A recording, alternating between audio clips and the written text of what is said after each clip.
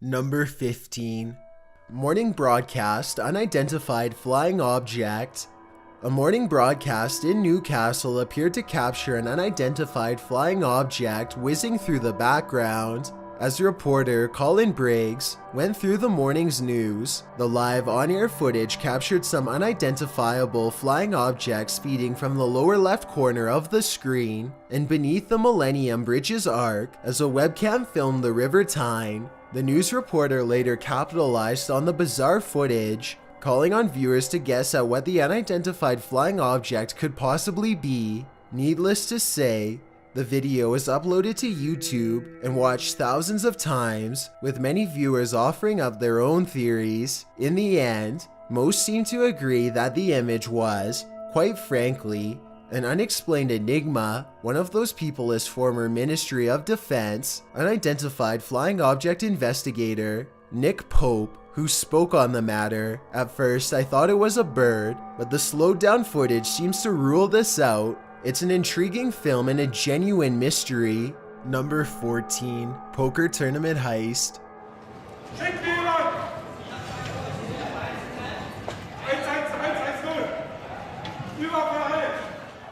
When you're watching a poker tournament, the most drama you're expecting is an upset, a rookie beating out a world champ, but in 2010, viewers were in for an even more dramatic and frightening treat. The European Poker Tour tournament in Berlin was hijacked by armed men live on air. Not only did they pull off their heist, but they took home 242,000 euros. Although no one was seriously hurt, panic ensued and the crowd went berserk before the cameras were cut. Don't worry, the robbers were taken into custody and convicted shortly after. Their sentence, a mere 3 years locked up. Number 13.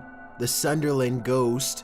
You expect to be entertained by Monday Night Football, not frightened, but some people were when they saw a groundskeeper vanish into thin air in the background of the newsfeed. In the footage, Jamie Carragher and Phil Neuville discuss the events of the night while presenting at Sky Sports Studio. Live on air behind them, the TV sets show a groundskeeper at the Stadium of Light seemingly preparing the grounds for the upcoming event or repairing them after the game. As he crosses the field in Sunderland, suddenly he simply vanishes. Those who spotted the figure were aghast. Was this a ghost caught in action on live TV? Some say it may just be overlapping feeds, but others believe what they saw was real paranormal activity. Number 12. Whalers in the Antarctic, a reality show that can take a dark turn. Whale Wars follows the Sea Shepherd Conservation Society as they confront whaling fleets over environmental issues. The society is often faced off with a Japanese whaling fleet, year in and year out. By season 3, in the episode titled Sliced in Two, the two parties decide enough is enough, it's time to have it out. Up until this point, the battle has been confrontational, but not terrifying. The Sea Shepherd's arms of choice: paint, spud shooters, and noise disruptors. The whalers: strong and effective water cannons. This time, however, the whalers go all in, heading straight into the Shepherd's small ship.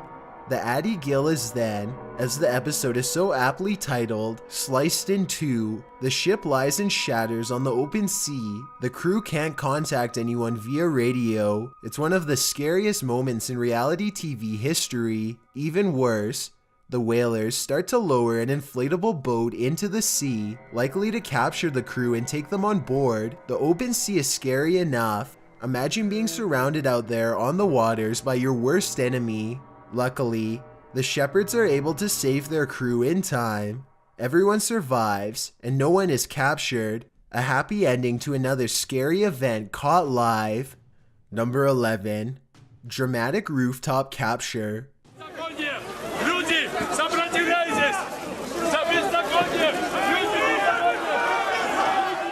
This more recent scary event caught on live TV happened in Kiev, Ukraine on December 5th of this year, 2017. when Ukrainian security forces captured the former Georgian president, Mikhail Saakashvili. As he tried to escape from a rooftop, he was arrested for allegedly promoting a criminal organization. Confrontations between police and Mikhail's supporters after his capture followed the release of this dramatic footage. More will likely be revealed about these allegations as the weeks unfold. Stay tuned. Number 10.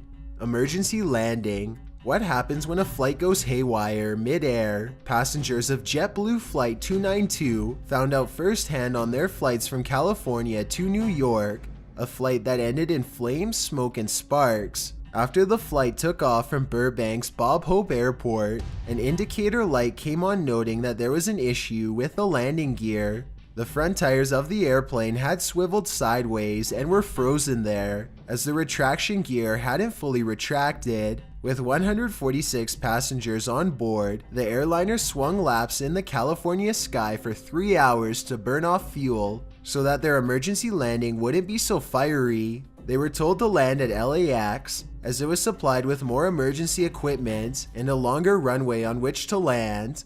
The pilot would land it using primarily the back wheels of the airliner. All the while, people were watching this scary event live at home on TV. Passengers were watching it on their tiny TV monitors on the back side of each seat. Loads of emergency equipment sat ready on the runway, while more than 100 firefighters awaited the landing. Time stood still, with thousands stopping on highways and watching from nearby buildings. As the jetliner made its final approach, passengers were told to get in the brace position as they prepared for landing. Needless to say, many feared for their lives in this moment, but the pilot managed to land softly on the runway, on the plane's back wheels. It was the smoothest landing I ever had, one passenger said. As its front end touched down, friction sent up plenty of sparks and blaze, but the fires subdued quickly. The passengers, and everyone watching, were relieved that this scary, intense event didn't end up much worse. Applause broke out on board for the pilots and crew. The pilot's cool-headed grit has since been praised the world over, as it should be. Number 9. The World Series quake.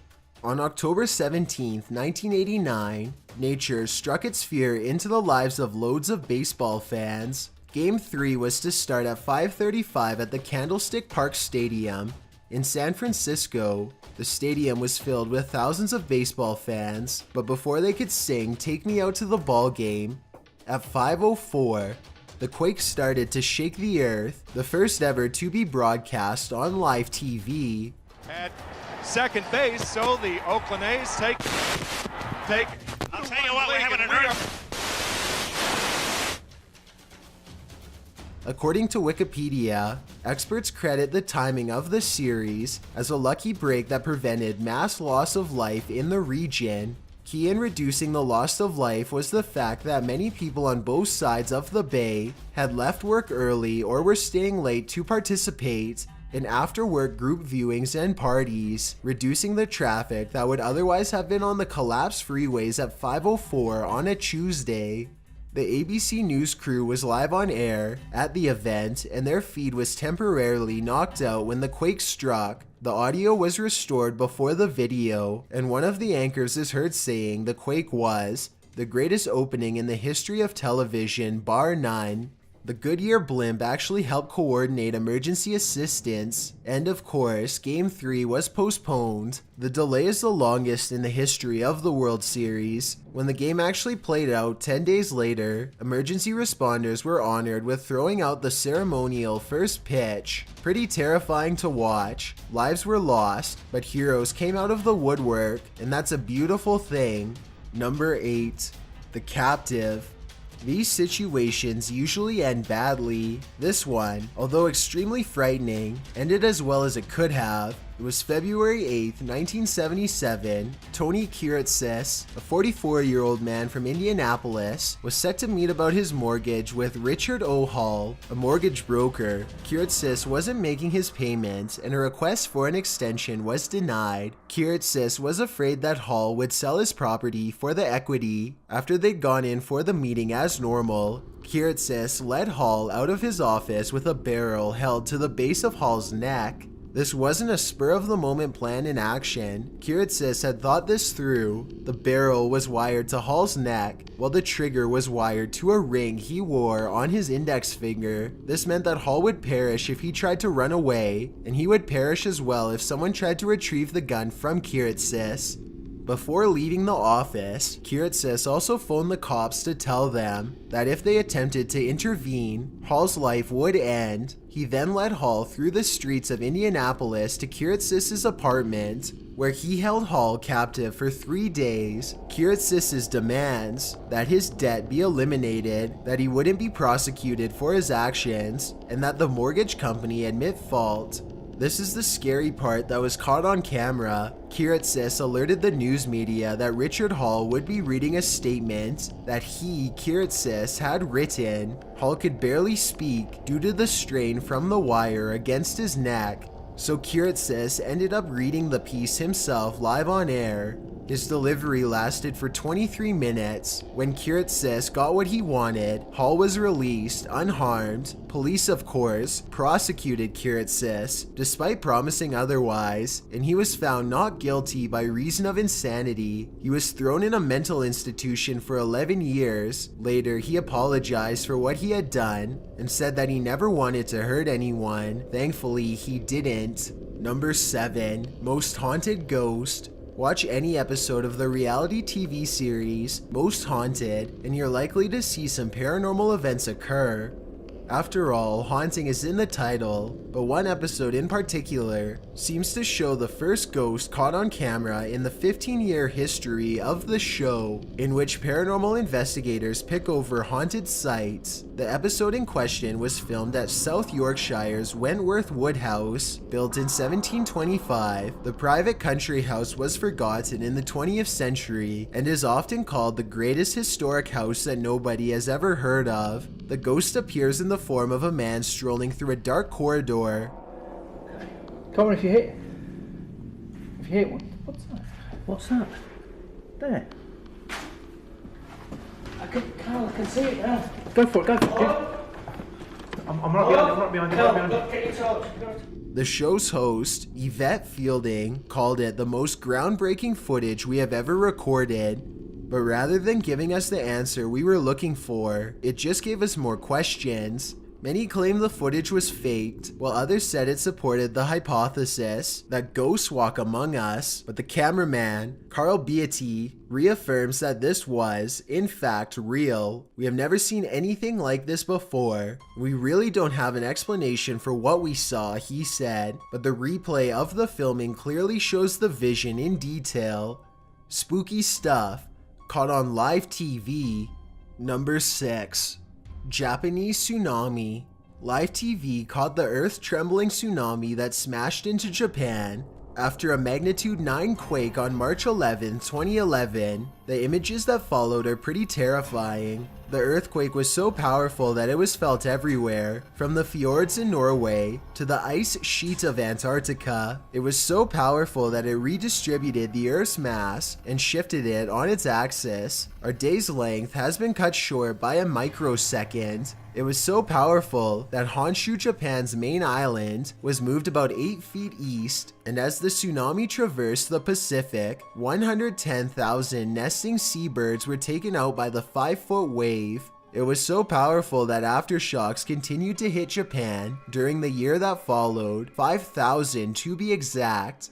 It was so powerful that 6 years later, and the tsunami's devastation is still being dealt with in Japan, where of the 150,000 evacuees still left, whose homes were lost to the quake, a third are still in temporary housing. As for the cost of damages in US dollars, it rang in at about 199 billion, but because the earthquake was followed up by the tsunami, and both were unexpected, the 2-in-1 had devastating results. It got worse. A cooling system failure resulted from the tsunami at the Fukushima nuclear power plant, releasing radioactive materials. A horrible event in and of itself. Told you, nature can be terrifying.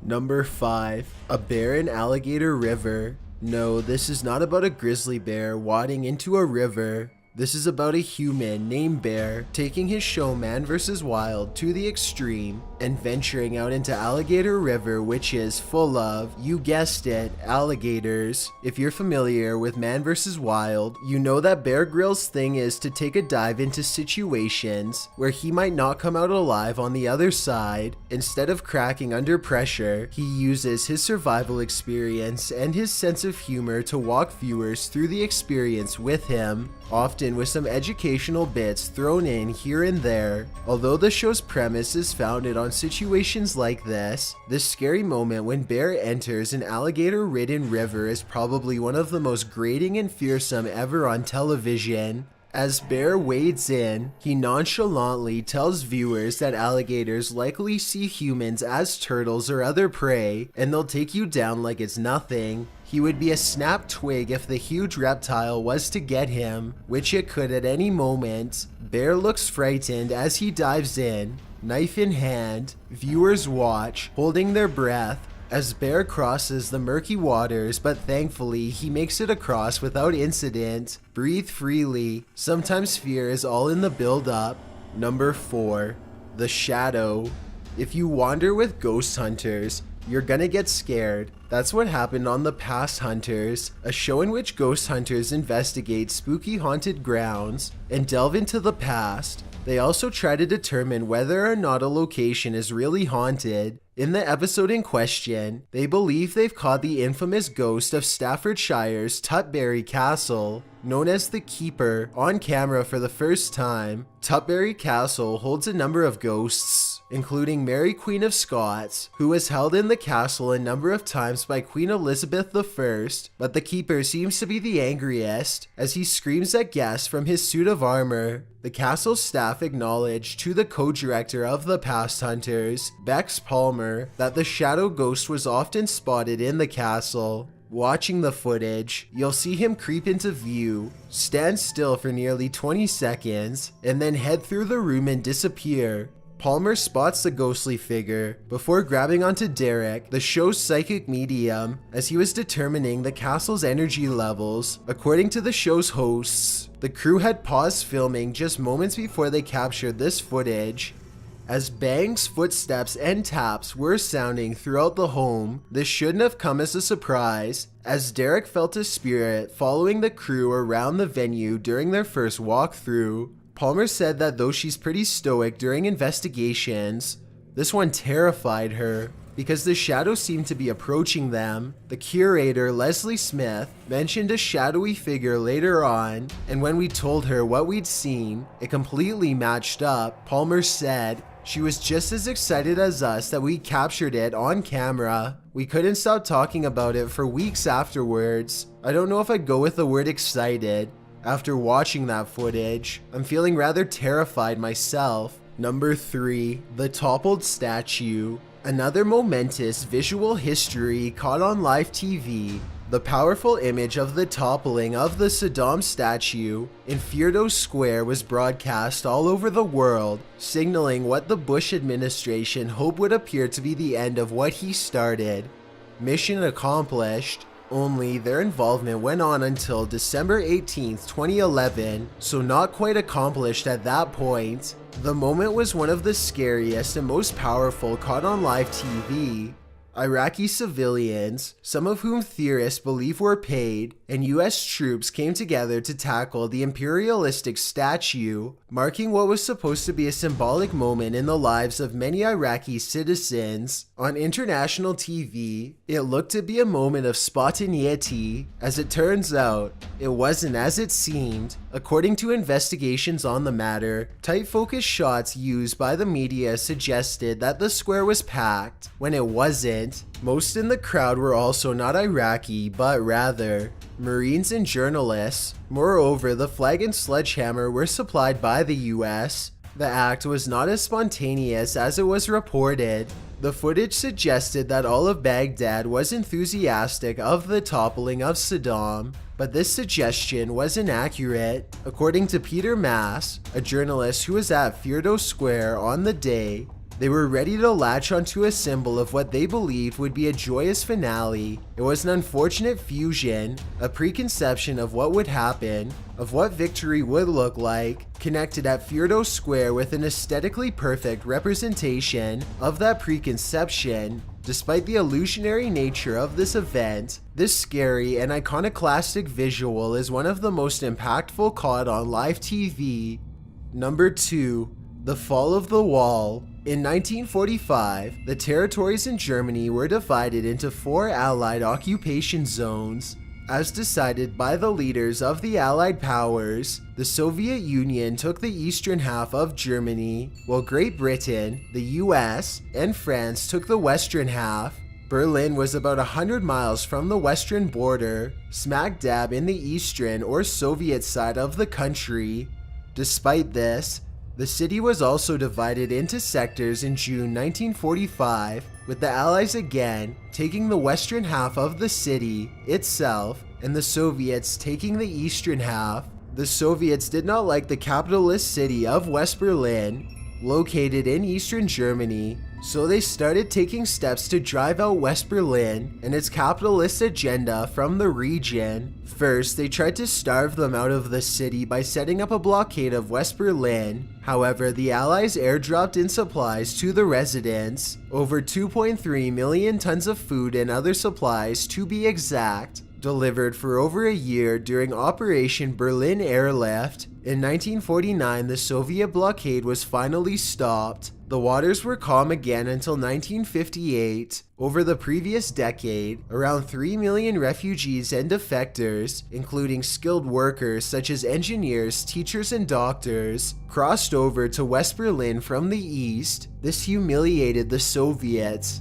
On August 13, 1961, the Soviet premier decided it was best to close the border by constructing a concrete block wall with barbed wire, officially dividing East and West. In this way, East Germany could keep out the fascists from the West and maintain their socialist state. In order to get around the wall, you had to go through one of the 3 checkpoints, at which East German soldiers screened travelers, diplomats, and other officials. The wall was later fortified, made much higher and sturdier, and on the East German side, a gauntlet-type area served to prevent any more defectors from crossing via floodlights, tripwire traps, and dogs. This wall stood from 1961 to 1989, 28 years. On November 9th of 1989, the border was opened. People were now free to cross again from east to west and vice versa. The live coverage of those crowds that swarmed the wall with hammers and picks to tear down this wall, as President Ronald Reagan so famously put it, was scary and exhilarating at once. Cranes and bulldozers did the rest. All of this fascinating footage was caught on live TV. The ensuing celebration that occurred as the floodgates were opened was called the greatest street party in the history of the world by one journalist. Though the event was celebratory, it was also scary, as no one knew what the future held in Germany. As it turns out, a united Germany would be a leader in the 21st century and one of the strongest economies in Europe. Before we get to number 1, my name is Chills and I hope you're enjoying my narration. If you're curious about what I look like in real life, then go to my Instagram at DylanIsChillinYT and tap that follow button to find out. I'm currently doing a super poll on my Instagram. If you believe ghosts are real, then go to my most recent photo and tap the like button. If you don't, DM me saying why. When you're done, come right back to this video to find out the number 1 entry. Also, follow me on Twitter at YTChills because that's where I post video updates. It's a proven fact that generosity makes you a happier person. So if you're generous enough to hit that subscribe button and the bell beside it, then thank you. This way you'll be notified of the new videos we upload every Tuesday and Saturday. Number 1. Sean Nelson goes crazy with a tank. It was May 17th, 1995. What San Diego was about to witness would be one for the record books. Sean Nelson thought he'd go for a joyride that day in an M60 tank.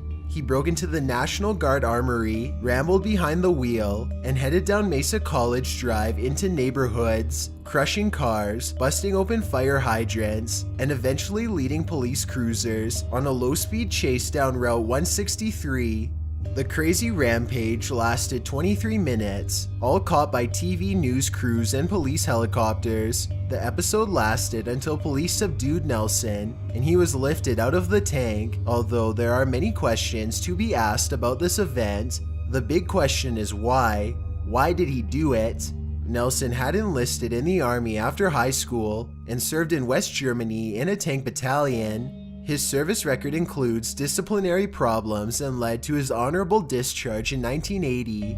When he got home, he had a nice enough life for half a decade, got married, bought a home, made a decent living as a plumber, but then his parents passed away within 4 years of each other, and he couldn't cope with what happened. His wife filed for divorce. 5 years later, his life was in shambles. He had no money, his tools had been taken, his girlfriend left him, his house was in foreclosure. This is when Nelson went off the deep end. Literally, he started digging a hole 17 feet deep in his backyard. He told his friends that there was gold down there. Nelson's breaking point made for a frightening reality on this day in 1995. Thanks for checking out this video. Be sure to subscribe because we upload new countdowns every Tuesday and Saturday. Or if you're still not convinced, here are some of our other videos that I think you'd like. Enjoy!